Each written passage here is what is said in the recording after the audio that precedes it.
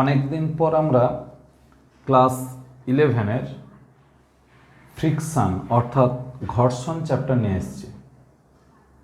তো আমরা আমাদের বাস্তব জীবনে দেখি বিভিন্ন জায়গায় এই ঘর্ষণ বল কীভাবে কাজ করে, অর্থাৎ ফ্রিকশন কীভাবে কাজ করে। যেমন উদাহরণস্বরূপ আমরা বলি, রাস্তায় একটা লরি দাঁড়িয়ে আছে, হয়তো খারাপ হয়ে গেছে, স্টার্ট নিচ্ছে না। আমরা যখন ওই গাড়িটাকে ঠেলতে যাব, আমরা দেখব যে অনেক বেশি পরিমাণ বল প্রয়োগ করতে হচ্ছে, যেটা হয়তো এক দুজনের দ্বারা সম্ভব নয়। 5-6 জন 10 জন মিলে আমরা গাড়িটাকে ঠেলে সরালাম। অর্থাৎ ওই গাড়িটাকে সরানোর জন্য আমরা যে বল দিচ্ছি বা আমরা যে ফোর্স অ্যাপ্লাই করছি, এই ফোর্সটা পুরোপুরি ওই গাড়ির চাকার সঙ্গে মাটির বা রাস্তার ঘর্ষণ বল কাটাতে ব্যয় হচ্ছে। অর্থাৎ আমরা ফ্রিকশনাল ফোর্সের এগেনস্টে ফোর্স অ্যাপ্লাই করে আমরা ওই গাড়ির গতি সৃষ্টি করছি, অর্থাৎ তার মোশন নিয়ে আসছি। তো এই ধরনের কনসেপ্ট আমরা বাড়িতেও ছোটোখাটো দেখি, যে আমরা হয়তো কোনো একটা আলমারি বা একটা খাট সরাতে গিয়ে আমাদেরকে কিছুটা ফোর্স অ্যাপ্লাই করতে হচ্ছে বা বল দিতে হচ্ছে। আমরা তখন দেখি যে ওই আলমারির নিচের অংশ বা খাটের 4টে যে পা বলি আমরা, সেইগুলো যখন মেঝের সঙ্গে লেগে থাকে তখন একটা ঘর্ষণ বলের সৃষ্টি হয়। এছাড়াও আমরা দেখব যে টেবিলের উপর একটা বই রেখে দিলে, বইটাকে যখন ঠেলে টেবিলের উপর দিয়ে সরাতে যাব তখন একটা ঘর্ষণ বলের অনুভব আমরা লক্ষ্য করি, অর্থাৎ ঘর্ষণ বল বুঝতে পারি যে আছে। কিন্তু আজকে আমরা যেগুলো আলোচনা করব, এই বাস্তব জীবনে ঘর্ষণ বল নেই এই রকম জায়গা পাওয়াটা খুব কঠিন। অর্থাৎ আমরা যদি আকাশে একটা ঢিল ছুঁড়ে দিই, সেই ঢিল যখন আকাশে এই ফাঁকা জায়গার মধ্য দিয়ে যাচ্ছে তখনও কিন্তু বায়ুর ঘর্ষণ বল কাটিয়ে যাচ্ছে। অর্থাৎ ফ্রিকশনাল ফোর্সটা সব জায়গাতে কাজ করছে, আমরা সেই ফোর্সের এগেনস্টে একটা ফোর্স দিচ্ছি, ফলে ওই বস্তুটা বা বল সব কিছু গতিশীল হচ্ছে বা মোশন তৈরি হচ্ছে। তাহলে ঘর্ষণ বলটা মূলত কোথায় কাজ করছে আমাদেরকে জানতে হবে আজকে। যে ঘর্ষণ বল কাজ করে দুটো তল যেখানে টাচ করে থাকে, অর্থাৎ স্পর্শ করে থাকে। কীরকম? যেমন আমি যদি ধরি যে হাতের এই একটা তল আর এই হাতের এই তল, আমরা যখন দেখব যে এই রকম দুটো তল স্পর্শ করে আছে, এই তলের উপর দিয়ে যখন এই তলটা গতিশীল করব এইভাবে, অথবা আমি ফোর্স দিচ্ছি সরছে না, গতিশীল করার চেষ্টা করছি, সেক্ষেত্রে ঘর্ষণ বল কাজ করবে শুধুমাত্র এই দুটো তলের সংস্পর্শ তলে। অর্থাৎ যে প্লেনে এই দুটো প্লেন কন্ট্যাক্ট আছে, অর্থাৎ একে অপরকে ছুঁয়ে আছে, স্পর্শ করে আছে, সেই জায়গাটাতেই কিন্তু ঘর্ষণ বল কাজ করবে।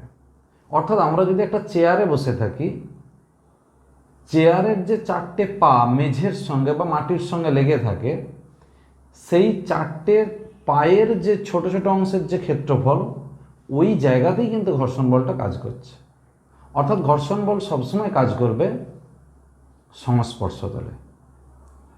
তাহলে এটা এক ধরনের ফোর্স, এটা এক ধরনের ড্যাম্পিং ফোর্স বলতে পারি, মানে বাধা বল বলতে পারি।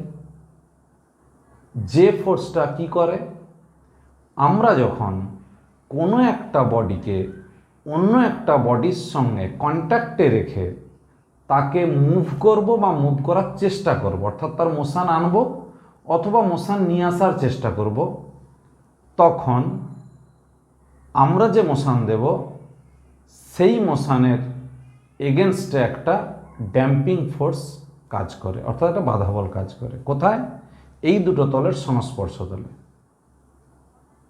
যার কাজ কি, সেই ঘর্ষণ বলের কাজ কি না, আমরা যেদিকে মোশনটা সৃষ্টি করছি বা গতিটা সৃষ্টি করছি, সেই গতির বিরুদ্ধে বাধা দেওয়া, অর্থাৎ সোজা কথায় তাকে আটকানো। এখন প্রশ্ন উঠছে যে আমরা যদি দুটো বস্তুকে স্থির রেখে দিই তাহলে কি ঘর্ষণ বল কাজ করবে? উত্তর হচ্ছে যে না। তাহলে কখন কাজ করবে? যখন আমরা একটা বডি রেসপেক্টে অপর একটা বডিকে টাচ রেখে অর্থাৎ স্পর্শ রেখে মুভ করব বা মুভ করানোর চেষ্টা করব, অর্থাৎ গতিশীল করব বা গতি সৃষ্টির চেষ্টা করব, তখনই একমাত্র কিন্তু বাধা বল উৎপত্তি অর্থাৎ ঘর্ষণ বল উৎপত্তি লাভ করবে। বোঝা গেল? জাস্ট এই ঘর্ষণ বলের ডেফিনেশনটা তোমরা যে কোনো একটা বই ফলো করে পড়ে নিও, আর সেটা বাংলা ভার্সন হোক বা ইংলিশ ভার্সন হোক, একটু বড় হবে। তোমাকে মনে রাখতে হবে মেনলি দুটো কাজ, আমি যখন মোশন সৃষ্টি করব মানে গতি সৃষ্টি করব, অথবা গতি সৃষ্টির চেষ্টা করব অর্থাৎ attempt to cause its motion, এই দুটো ক্ষেত্রে কিন্তু এই ঘর্ষণ বল বা ড্যাম্পিং ফোর্স বা ফ্রিকশন ফোর্স সবসময় আমরা যেদিকে ফোর্স দেবো অর্থাৎ অ্যাপ্লাইড ফোর্স যেদিকে, তার অপোজিট ডিরেকশানে কাজ করবে। এই হলো ফ্রিকশনের মেন কনসেপ্ট। এবার যেটা আসছে ফ্রিকশনাল ফোর্স আসছে কোথা থেকে সেটা আমরা দেখব। এবার আমরা এইরকম একটা প্লেনের উপর দিয়ে এইরকম একটা বডি রেখেছিলাম, এই দিকে যদি আমরা ফোর্স দিই এফ, তাহলে মোশনটা তার এই দিকে হতে চায়, হোক বা নাই হোক, ফ্রিকশনাল ফোর্স কিন্তু কাজ করবে এই কন্ট্যাক্টে। এটাকে এফআর দিয়ে লিখলাম মানে ফ্রিকশনাল ফোর্স। এই অনেকে এইটাকে পি দিয়ে লেখে, এটাকে এফ দিয়ে লেখে, ওটা কোনো ফ্যাক্টর নয়। তার মানে আমরা এটাও আঁকতে পারি, এইদিকে পি এদিকে এফ, তখন পি হচ্ছে অ্যাপ্লাইড ফোর্স বা প্রযুক্ত বল, আর এফ হলো ঘর্ষণ বল। ফোর্সটা যদি আমি এখানে দিই এখানে দিই এখানে দিই যেখানে খুশি দিই, ফ্রিকশন কিন্তু সবসময় এখানে কাজ করবে। আমি যদি এদিকে টানা বলও দিই, মানে আমি এদিকে একটা পুলিং ফোর্স দিলাম অর্থাৎ এদিক থেকে একটা দড়ি বেঁধে টানা হচ্ছে বা কিছু, মোশনটা তো তার ওই দিকে, ফ্রিকশন কিন্তু সবসময় হবে এই দিকে, অর্থাৎ এইটা আর এইটার কন্ট্যাক্টে ফ্রিকশন কাজ করে। এই হলো ছবি। এবার এর অরিজিনটা কি? তাহলে প্রথমে আমরা পড়লাম ডেফিনেশন বা সংজ্ঞা, এবার আমরা আসছি যেটা অরিজিন মানে উৎসটা কি। এর উৎসটা যদি আমরা বুঝতে চাই তাহলে আচ্ছা আমরা এটাকে পি লিখছি, এটাকে এফ লিখছি এখন। তাহলে এই জায়গাটা হচ্ছে কন্ট্যাক্ট ফোর্স, যে এই জায়গাটাকে যদি আমরা শক্তিশালী অণুবীক্ষণ যন্ত্র বা মাইক্রোস্কোপ দিয়ে দেখি, তাহলে দেখব যে এই প্লেনটা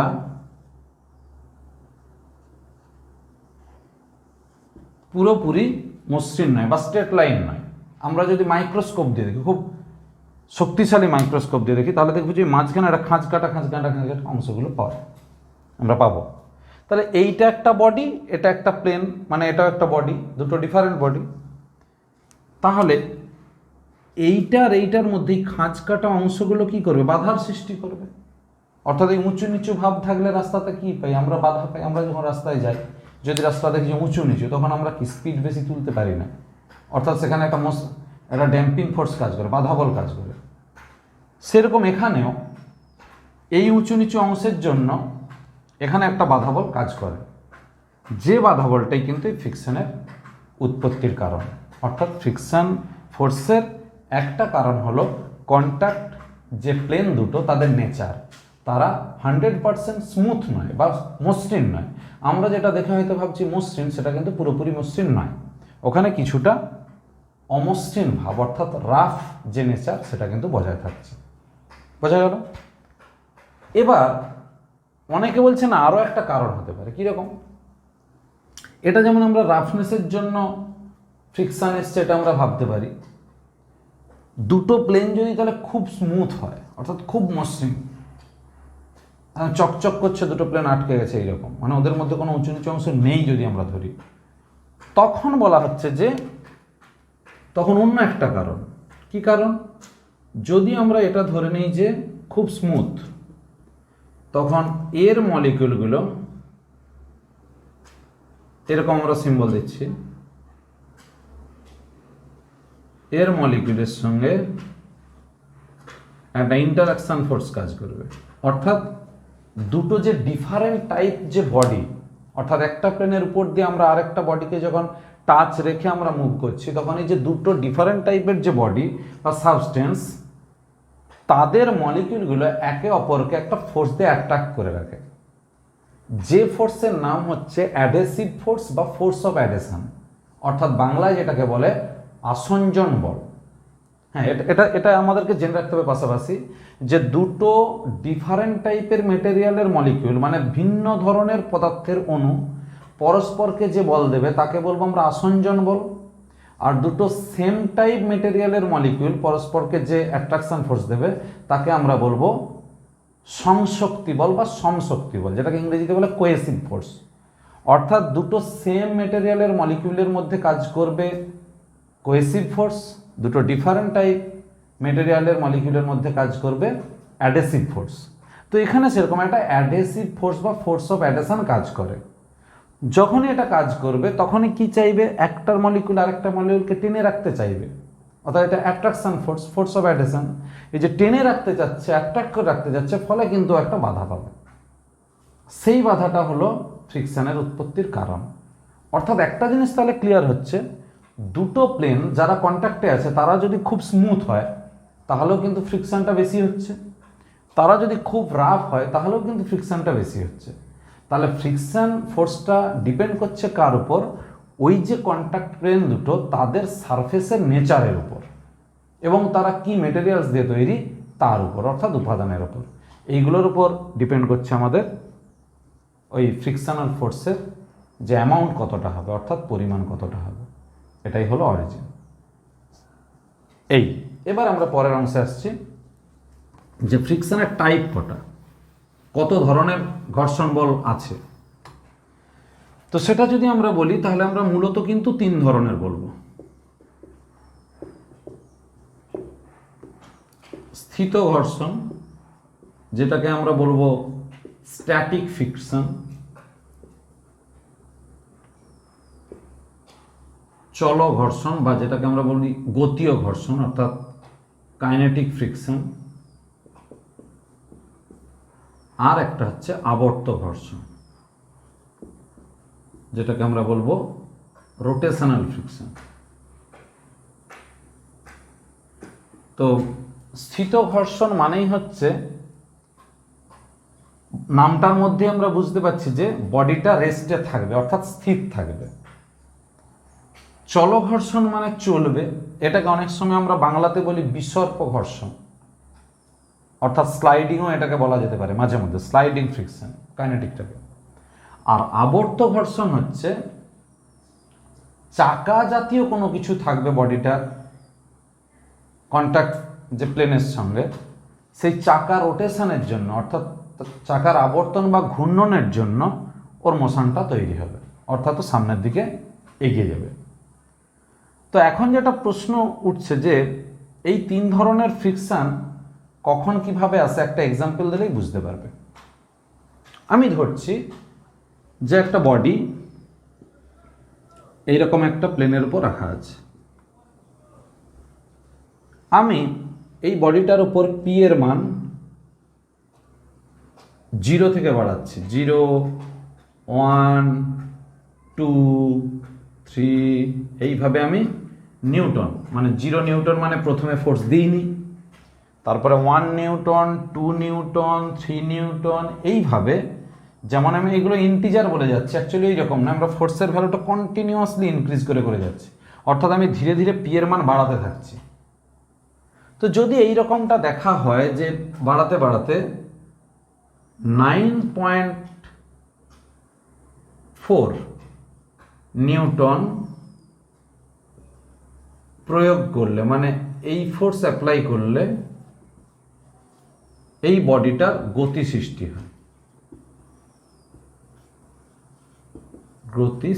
হয়,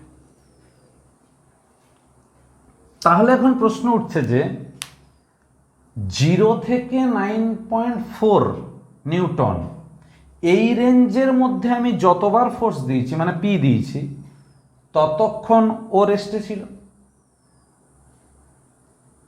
জাস্ট 9.4 নিউটন যখনই পেল তখন থেকে এর মোশন তৈরি হলো।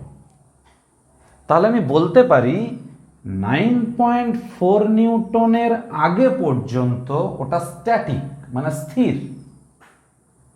আর 9.4 নিউটনের পর থেকে ও মুভ করবে, ওর গতি সৃষ্টি হবে, তখন ওটা কাইনেটিক বা চল ঘর্ষণ। আর যদি এখানে চাকা লাগিয়ে দেওয়া হতো এই প্লেনের উপর দিয়ে নিয়ে যাওয়ার জন্য, আমরা অনেক সময় করি যে ভারী জিনিস যখন নিয়ে যেতে পারি না, চাকা লাগিয়ে দিই, তখন ওর ঘর্ষণ বল অনেকটা কমে যেত, মানে ইজিলি আমি ওকে টানতে পারতাম। তখন সেক্ষেত্রে যে ফ্রিকশনটা কাজ করবে তার নাম আবর্ত ঘর্ষণ বা রোটেশনাল ফ্রিকশন। এখন আমার প্রশ্ন হচ্ছে যে এই 9.4 নিউটন যদি পার্টিকুলার আমি অ্যাপ্লাই করি, তাহলে ওইটাকে আমরা কি ধরব, স্থির না গতিশীল? মানে 9.4 নিউটন দিতে সবে মাত্র তার মোশনটা শুরু হয়েছে, তাহলে 9.4 নিউটনের জাস্ট আগের মুহূর্ত পর্যন্ত ওটা রেস্টে ছিল বা স্থির ছিল। আবার 9.4 ঠিক পাওয়ার সঙ্গে সঙ্গে মোশনটা এলো, তাহলে এই 9.4 নিউটনটাকে আমি বলবো লিমিটিং ফ্রিকশন, অর্থাৎ সীমাস্থ ঘর্ষণ। আবার বলছি, আমরা যখন 0 নিউটন থেকে আস্তে আস্তে আস্তে আস্তে ইনক্রিজ করে যাচ্ছি, অর্থাৎ প্রযুক্ত বলের পরিমাণ বাড়াতে থাকছি, তখন 9.4 নিউটন এই ফোর্স যখনই পেল, তখন থেকে ওর মোশনটা তৈরি হলো, মানে তখন থেকে ও গতিশীল। তাহলে জাস্ট ওর আগে পর্যন্ত ও কিন্তু স্থির ছিল। তাহলে 0 থেকেই 9.4 নিউটনের জাস্ট আগের মুহূর্ত পর্যন্ত স্থিত ঘর্ষণ ছিল। তাহলে স্থিত ঘর্ষণের সর্বোচ্চ মান কত? নিশ্চয়ই 9.4 নিউটন। আর এই স্থির থাকাকালীন এর মধ্যে কতটা ঘর্ষণ বল আমরা বুঝতে পারবো না, সেই জন্য প্রযুক্ত বলই হলো স্থিত ঘর্ষণের মান। অর্থাৎ যতক্ষণ বস্তু স্থির ততক্ষণ স্থিত ঘর্ষণ ক্রিয়াশীল। এক্ষেত্রে প্রযুক্ত বল ইজিক্যাল টু স্থিত ঘর্ষণ বল। আর সীমাস্থ ঘর্ষণ তাহলে কি? সীমাস্থ ঘর্ষণ বা লিমিটিং ফ্রিকশন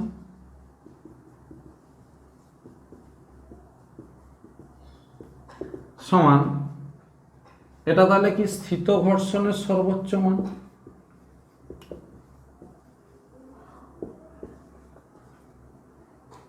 এখানে আমরা যেটা ধরেছি সেই অনুযায়ী 9.4 নিউটন, অর্থাৎ 0 থেকে 9.4 নিউটনের আগে পর্যন্ত আমি যে ফোর্সটা দেবো সেটাই হয়ে যাবে তার ঘর্ষণ বল।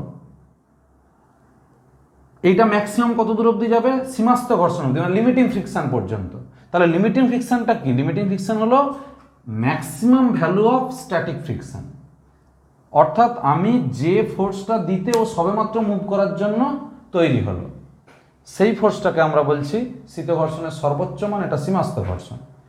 এই ঘর্ষণ বল পেরিয়ে গেলে ঘর্ষণ বল আর বাড়বে না, ফিক্সড থেকে গেলে। তারপর যেমন যেমন আমি অ্যাপ্লাইড ফোর্স দেবো, মানে প্রযুক্ত বল দেব, সেই অনুযায়ী কিন্তু তার ত্বরণ এবার বৃদ্ধি পেতে থাকবে, মানে অ্যাক্সেলারেশনটা বাড়তে থাকবে। অর্থাৎ ফ্রিকশনাল ফোর্সটা কনস্ট্যান্ট হয়ে গেল, ঘর্ষণ বলটা স্থির হয়ে গেল। তার থেকে বেশি প্রযুক্ত বল নিশ্চয়ই হবে। আমরা যদি ওটাকে গতিশীল করতে চাই, তাহলে সেই গতিশীল হওয়ার জন্য আমরা যে বলটা দিচ্ছি সেই বল থেকে ঘর্ষণ বল বিয়োগ হবে, তাহলে আমরা লব্ধি বল পাবো, অর্থাৎ রেজাল্টেন্ট যে ফোর্সটা, সেই বল ওই বস্তুর মধ্যে ত্বরণ সৃষ্টি করবে। এটা আমরা ম্যাথমেটিক্যালি আমরা পরে আসব। তাহলে এই হলো আমাদের 3 ধরনের ফ্রিকশন। আমরা কিন্তু এখনও রোটেশনাল ফ্রিকশন নিয়ে কিছুই আলোচনা করিনি। আমরা মূলত যেটা বলেছি স্ট্যাটিক ফ্রিকশন এবং তার সঙ্গে কাইনেটিক ফ্রিকশন। আর লিমিটিং ফ্রিকশনটা কিন্তু আলোচনা সাপেক্ষে এলো, যেটা স্থিত ঘর্ষণের সর্বোচ্চ মান, বা স্ট্যাটিক ফ্রিকশনের ম্যাক্সিমাম ভ্যালু, যেটা যে ভ্যালুটা পর্যন্ত ওই বডিটা স্থির, ঠিক তার পরে গতিশীল হবে। এখন আমরা আসছি এই স্থিত ঘর্ষণের সূত্র।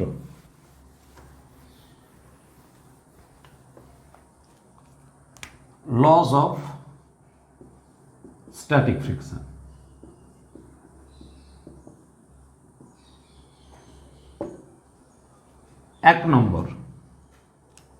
এক নম্বর পয়েন্টটা বলছে যে স্ট্যাটিক ফ্রিকশন বা স্থিত ঘর্ষণ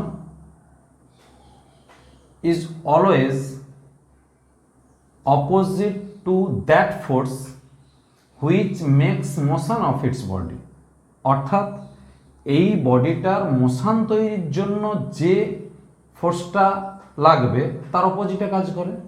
কিন্তু আমরা যদি এই লাইনটা বলি একটু ভুল হবে, কারণ এটা স্ট্যাটিক ফ্রিকশন। এখানে আমরা শুধু ওয়ার্ডটাকে যোগ করব যে the force which attempts to cause its motion, অর্থাৎ যে ফোর্সটা বডির মোশন তৈরির চেষ্টা করবে, ও তো মোশন তৈরি করতে পারবে না কারণ এটা স্ট্যাটিক ফ্রিকশন। যে ফোর্সটা ওর মোশন তৈরির চেষ্টা করবে স্ট্যাটিক ফ্রিকশন তার অপোজিটে কাজ করবে। এটা হলো ফার্স্ট পয়েন্ট। সেকেন্ড পয়েন্ট কি বলছে যে স্ট্যাটিক ফ্রিকশনাল ফোর্স মানে এফএস যদি আমরা বলি স্ট্যাটিক ফ্রিকশনাল ফোর্স, এটা proportional to the normal reaction. অর্থাৎ নর্মাল রিয়াকশনটা কীরকম, আমরা যদি এরকম একটা প্লেন বলি, এটা একটা বডি, এদিকে পি বা এদিকে পি একই ব্যাপার, এইটা ফ্রিকশন এফএস, এই হলো তার রিয়াকশন, এদিকে কাজ করে ওয়েট, তাহলে এটাকেই বলে নর্মাল রিয়াকশন। এই 3 নম্বর বলছে যে যেহেতু স্ট্যাটিক ফ্রিকশন নর্মাল রিয়াকশনের সঙ্গে ডাইরেক্টলি প্রপোর্শনাল, তাহলে আমি যদি এই রিয়াকশন ফোর্সটা চেঞ্জ না করি, মানে নর্মাল রিয়াকশন যদি কনস্ট্যান্ট থেকে যায়, তাহলে এই ফ্রিকশনাল ফোর্স এর এরিয়ার উপর ডিপেন্ড করবে না, যে কতটা এরিয়াতে ও টাচ করে আছে সেই এরিয়ার উপর ডিপেন্ড করে না। অর্থাৎ ফ্রিকশনাল ফোর্স কখনোই কন্ট্যাক্ট এরিয়ার উপর ডিপেন্ডেবল নয়। এর উদাহরণ যদি আমরা বুঝতে চাই তাহলে বুঝতে পারবো, সাইকেলের চাকায় আমরা যে ব্রেক করি, যখন ব্রেক করি তখন একটা ব্রেক শু বলে থাকে, একটা রাবারের ব্রেক শু, সেটা গিয়ে চাকাকে আটকে দেয়। তো প্রশ্নটা হলো যে এই ব্রেক শুটা খুব ছোট ক্ষেত্রফলই হয়, অর্থাৎ এরকম কোনো মানে নেই যে আমরা যদি বড় ব্রেক শু লাগাই তাহলে খুব তাড়াতাড়ি আমরা থামাতে পারবো গাড়িকে। হয়তো একজন সাইকেল খুব জোরে চালাচ্ছে, বড় ব্রেক শু লাগিয়ে দিলে কি ব্রেক কষলে সঙ্গে সঙ্গে থেমে যাবে? তেমনটা কিন্তু না। অর্থাৎ ফ্রিকশনাল ফোর্স কিন্তু এরিয়ার উপর ডিপেন্ড করে না, সেখানে ছোট এরিয়া হোক বড় এরিয়া হোক একই হবে, যদি একটা কন্ডিশন নর্মাল রিয়াকশন একই থাকে। তাহলে প্রথমটা বলছিলাম অপোজিট টু ফোর্স, ফোর্স কোন ফোর্স? যে ফোর্সটা ওর মোশন তৈরির চেষ্টা করবে। সেকেন্ডটাতে প্রপোর্শনাল টু আর, আর থার্ডটাতে হচ্ছে FS is independent of contact area. এবার আসছি laws of kinetic friction, same টাইপই হবে, শুধু ফার্স্ট পয়েন্টে একটু ভাষাটা চেঞ্জ হবে, বাকি সব একই থাকবে। ফার্স্ট পয়েন্টটা আমরা কি লিখবো? এখানে বলছিলাম যে opposite to force which attempt to cause its motion, এখানে বলবো যে kinetic frictional force is opposite to force which causes motion. মানে এখানে তো কাইনেটিক মানে মুভ করবে বডিটা, অর্থাৎ এটা তো হচ্ছে চলো ঘর্ষণ, অর্থাৎ এখানে বস্তুটা গতিশীল। তাহলে গতিশীল হলে কি হবে? সেই গতি সৃষ্টির জন্য দায়ী যে বল, যে ফোর্স, তার এগেনস্টে কাজ করবে এই আচ্ছা কাইনেটিক ফ্রিকশনাল ফোর্স। এটা 1, 2 আর 3 একই, এখানে শুধু হবে F K kinetic proportional to R, ওই আর একই, আর 3 নম্বরেও হবে ওটাই, F K is independent of contact area. এখানে এটা লিখতে হবে আর সমান কনস্ট্যান্ট, মানে আর যদি একই থাকে তবেই, আর চেঞ্জ হলে তো তার সঙ্গে তো ডাইরেক্টলি প্রপোর্শনাল বলাই আছে। আর এখানে হচ্ছে opposite to force attempts to causes motion, আর এখানে বলবো আমরা opposite to force causing motion.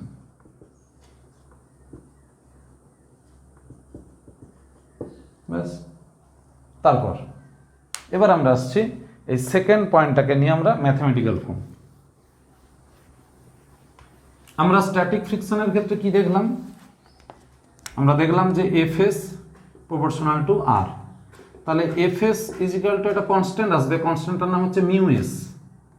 এই mu S is equal to FS by R, এর নাম হলো কোএফিসিয়েন্ট অফ স্ট্যাটিক ফ্রিকশন, অর্থাৎ স্থিত ঘর্ষণ গুণাঙ্ক।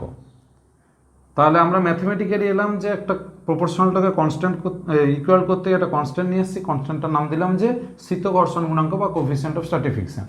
এর ডেফিনিশন কি করে দেবো? আমরা বলবো যে যখন কোনো একটা তলের উপর দিয়ে অপর একটি বস্তু গতিশীল হওয়ার চেষ্টা করে কিন্তু গতিশীল হতে পারে না, অর্থাৎ স্থির থাকে, তখন স্থিত ঘর্ষণ বল ও লম্ব প্রতিক্রিয়া বলের অনুপাতকে, অর্থাৎ the ratio of static friction and normal reaction force is called the coefficient of static friction, অর্থাৎ স্থিত ঘর্ষণ বল ও লম্ব প্রতিক্রিয়ার অনুপাতকেই বলা হবে স্থিত ঘর্ষণ গুণাঙ্ক। তাহলে বোঝাই যাচ্ছে যে এর কোনো ইউনিট ডাইমেনশন নেই, কারণ এটাও ফোর্স এটাও ফোর্স, ইউনিটলেস অ্যান্ড ডাইমেনশনলেস। তাহলে আমরা বলতেই পারি যে আমরা সেই ফার্স্ট চ্যাপ্টারে যখন পড়েছিলাম যে এককবিহীন মাত্রাবিহীন একটা রাশির নাম, তাহলে আমরা বলতেই পারবো ঘর্ষণ গুণাঙ্ক। ঠিক আছে, এবার মনে রাখতে হবে জেনারেলি এর মান হয় একের থেকে কম, কারণ আমরা জানি যে ম্যাক্সিমাম, ওই যে এক্সাম্পলটা দিয়েছিলাম, ম্যাক্সিমাম ফোর্সটা কত পর্যন্ত বাড়তে পারে? স্থিত ঘর্ষণ বল 9.4 পর্যন্ত, যেটা লিমিটিং ফ্রিকশন, বা ওর থেকে কম হবে, সেই জন্য লেস দ্যান 1। ঠিক একইভাবে আমরা যদি কাইনেটিক ফ্রিকশনের ক্ষেত্রেও বলি, তাহলে সেম টাইপ লেখা হবে এফ কে, এটা হবে এফ কে, এটা কাইনেটিক সব, এটাও কাইনেটিক, এটাও কাইনেটিক, তাহলে এটা কাইনেটিক লিখে দেবো। ডেফিনেশন, ইউনিট, ডাইমেনশন সব সেম সেম হয়ে যাবে, মিউ কে, এখানেও হবে মিউ কে। কিন্তু এখন প্রশ্ন হচ্ছে যে দুজনেই একের থেকে ছোট, তাহলে মিউ এস আর মিউ কে এদের মধ্যে কি রিলেশন হবে? এটা খুব ইম্পর্টেন্ট পরীক্ষার জন্য, আমরা মনে রাখবো mu S greater than mu K. অর্থাৎ একটা এক্সাম্পল দিলে খুব ভালো বুঝতে পারবে। একটা ভারী আলমারিকে রেস্ট অবস্থা থেকে মোশানে আনতে, অর্থাৎ স্থির অবস্থা থেকে গতিশীল করতে যতটা কষ্ট হয়, একবার গতিশীল হলে গতিশীলতা বজায় রাখতে কম কষ্ট হয়। অর্থাৎ তুমি তার রেস্ট অবস্থা থেকে মোশানে নিয়ে চলে আসো, তখন তোমার যে ফোর্সটা লাগবে, যখন সে মোশানে এসে গেল তখন কিন্তু তার ওই মোশানটা বজায় রাখতে একটু কম্পারেটিভলি কম ফোর্স লাগবে, অর্থাৎ অপেক্ষাকৃত কম বল প্রয়োগ করতে হবে। সেই জন্য আমরা বলবো যে স্থিত ঘর্ষণের মান চল ঘর্ষণের থেকে সামান্য বেশি, বা চল ঘর্ষণের মান স্থিত ঘর্ষণের থেকে সামান্য কম। ঠিক একইভাবে স্থিত ঘর্ষণ গুণাঙ্ক চল ঘর্ষণ গুণাঙ্কের থেকে সামান্য বেশি, মানে কম্পারেটিভলি হিসাব হবে এটা। এরপর এখানে একটা গ্রাফ হবে, এই স্থিত ঘর্ষণ আর চল ঘর্ষণ নিয়ে আমরা গ্রাফটা আঁকলে বুঝতে পারবো। জাস্ট এই ছবিটার ক্ষেত্রে যেমন হয়, আমরা যে এক্সাম্পলটা দিয়েছিলাম যে এদিকে প্রযুক্ত বল আর এদিকে হচ্ছে ফ্রিকশনাল ফোর্স, 0 থেকে 9.4 নিউটন পর্যন্ত আমাদের বলা ছিল যে প্রযুক্ত বল আর ঘর্ষণ বল একই, তাহলে একদম একই অনুপাতে বাড়বে। ধরলাম এই জায়গাটাতে প্রযুক্ত বল ওই লিমিটিং ফ্রিকশনের সমান,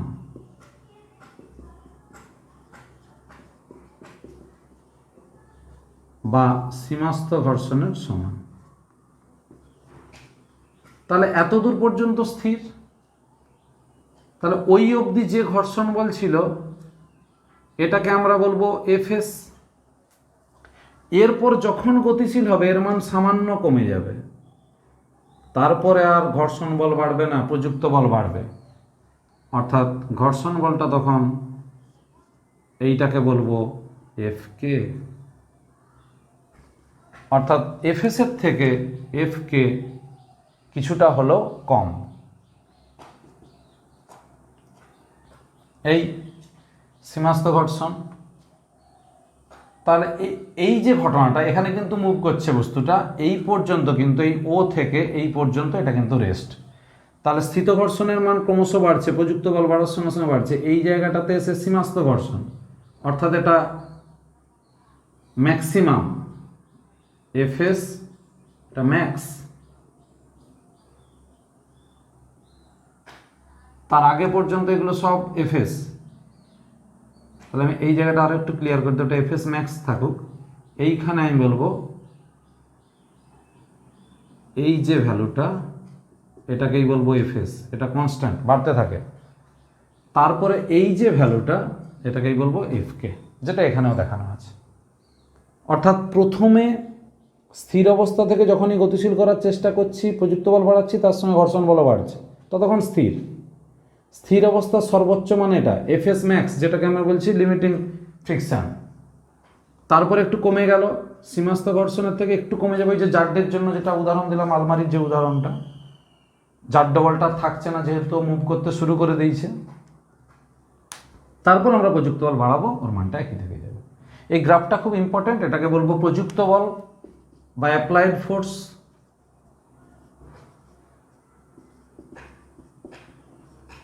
আর এটাকে বলবো ফ্রিকশনাল ফোর্স বা ঘর্ষণ বল।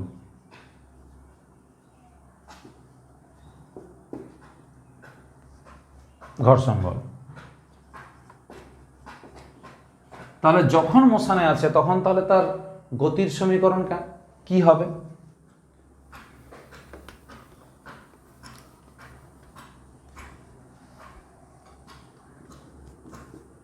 তাহলে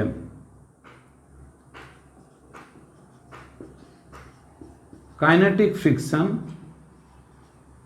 বা চল ঘর্ষণের ক্ষেত্রে লব্ধি বল মানে রেজাল্টেন্ট ফোর্স হবে পি মাইনাস এফ কে। অর্থাৎ প্রযুক্ত বল থেকে তখন ঘর্ষণ বলটা বাদ হবে, এটা হবে লব্ধি বল। অতএব M A is equal to P minus F K. তাহলে A is equal to P minus F K by M. এটাকে আমরা বলবো P minus mu K R by M. এটা আমরা একটু হিসাব করেছি। এইগুলো ম্যাথমেটিক্যাল ফর্ম যেটা আমাদের অঙ্কের ক্ষেত্রে লাগবে। তাহলে আমরা আজকে কি কি পড়লাম? ফ্রিকশন ফোর্স, তার কনসেপ্টটা, তার ডেফিনেশন বা সংজ্ঞা, ফ্রিকশনের ভাগ পড়েছি এবং ফ্রিকশনের উৎস মানে অরিজিন অফ ফ্রিকশন, যেটাকে আমরা বলি ঘর্ষণ বলের উৎস। ভাগগুলোর মধ্যে আমরা মূলত যেটা দেখলাম যে স্থিত ঘর্ষণ, চল ঘর্ষণ, আবর্ত ঘর্ষণ। কিন্তু স্থিত ঘর্ষণের ম্যাক্সিমাম ভ্যালুর ক্ষেত্রে একটা সার্টেন তার নাম হয়ে যাচ্ছে, যার নাম সীমাস্থ ঘর্ষণ। ইংরেজিতে বললে হবে স্ট্যাটিক ফ্রিকশন, কাইনেটিক ফ্রিকশন এবং রোটেশনাল ফ্রিকশন। আর ওটাকে বলবো লিমিটিং ফ্রিকশন। তারপর ওদের মধ্যে রিলেশন, যেখানে আমরা coefficient of kinetic friction and coefficient of static friction পেয়েছি, ওগুলো অঙ্কে লাগবে। ওদের ডেফিনেশন, ইউনিট এবং ডাইমেনশন বলা হলো, এগুলো বই থেকে পড়ে নিও। তার সঙ্গে আমরা যেটা একটা গ্রাফ করেছি অ্যাপ্লাইড ফোর্সের সঙ্গে ফ্রিকশনাল ফোর্স, অর্থাৎ প্রযুক্ত বলের সঙ্গে ঘর্ষণ বল, এবং লাস্ট চল ঘর্ষণ বলের ক্ষেত্রে অর্থাৎ মোশন আছে, সেক্ষেত্রে ফ্রিকশনটা কিভাবে কাজ করে এটা আমরা হিসাব করে ওখানে আমরা ওই বডিটার অ্যাক্সেলারেশনের ফর্মুলা আমরা বের করেছি, অঙ্কের জন্য লাগবে। আজকে এত দূর হলো, পরের দিন বাকি অংশ হবে। ভালো থেকো। আর সব থেকে যেটা বড় কথা বলবো, যদি এই চ্যানেল ভালো লেগে থাকে বন্ধুদেরকে দিও। যারা এখনও আমার এই চ্যানেল পায়নি তোমরা সাবস্ক্রাইব করো, তাহলে পরপর ক্লাস 11, 12, 9, 10-এর ফিজিক্স পার্ট পুরোটাই তোমরা পাবে। তার সঙ্গে বলবো ভালো লাগলে একটু কমেন্ট করো, একটু লাইক বা শেয়ার করে দিও, যাতে অন্যান্য বন্ধুবান্ধবদের কাছে পৌঁছে যায়। আর ভালো থেকো, পড়াশোনা করো। এবং তারপরেও বলবো যদি কোনো কিছু অসুবিধা হয় আমার ওই কমেন্ট বক্সে কমেন্ট করে দিও, আমি তোমাদেরকে ঘুরে ফোন করে বা যে কোনোভাবে আমি আলোচনা করে বোঝানোর চেষ্টা করব। ভালো থাকবে।